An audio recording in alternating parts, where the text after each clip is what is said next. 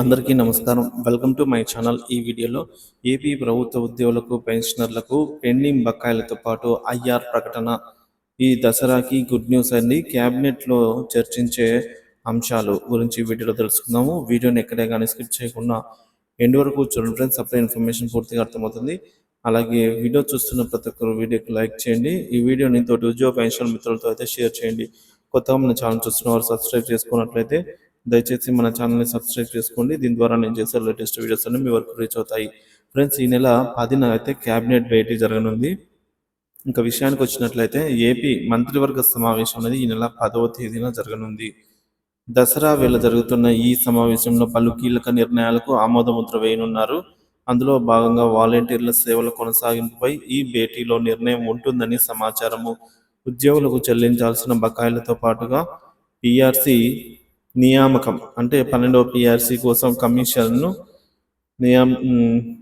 నియమించే అవకాశం అండి కనిపిస్తోంది.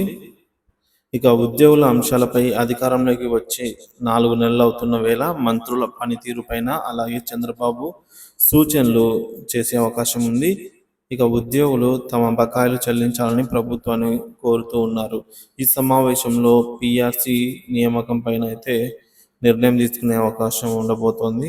గత ప్రభుత్వం ఏర్పాటు చేసిన పిఆర్సీ కమిషన్ తప్పుకుంది. దీంతో దసరా వేళ కొత్త పిఆర్సీ నియామకం పైన అయితే నిర్ణయం చేస్తారని సమాచారం. దీంతో పాటుగా తిరుమల లడ్డు వివాదంలో చోటు చేసుకున్నటువంటి పరిణామాలపైన చర్చ జరిగే అవకాశం కూడా కనిపిస్తుంది. ఇది ఇలా ఉండగా మరొక అప్డేట్ ఏంటంటే ఏపీ ప్రభుత్వ ఉద్యోగులకు దసరా పండుగ కానుకగా తీపి కబురుండి ఉద్యోగులకు ఐఆర్ ప్రకటనకు రంగం సిద్ధం. 8% మధ్యంతర వృత్తిని ప్రకటించేందుకు సిద్ధమవుతున్న ఆర్థిక శాఖ. ఈ నెల 10న జరిగే క్యాబినెట్ భేటీ సమావేశంలో ఉద్యోగులకు శుభవార్త చెప్పాలని ఈ మేరకు సీఎం చంద్రబాబు నిర్ణయం. పెద్ద ఫైల్ సిద్ధం చేయాలని ఆర్థిక శాఖను సీఎం చంద్రబాబు ఆదేశించినట్టు సమాచారం ఫ్రెండ్స్.